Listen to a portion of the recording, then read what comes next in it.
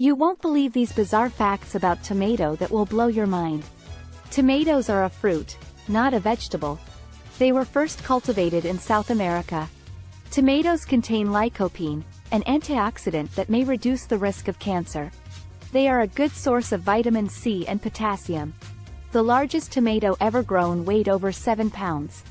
Tomatoes are a popular ingredient in Italian cuisine, especially in sauces.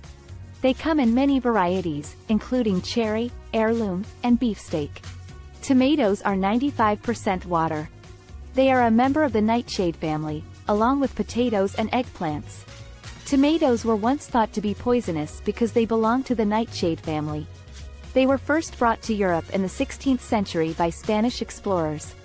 Tomato plants are sensitive to frost and require warm temperatures to grow. Some people are allergic to tomatoes. The acidity of tomatoes makes them a natural meat tenderizer. The world's largest producer of tomatoes is China.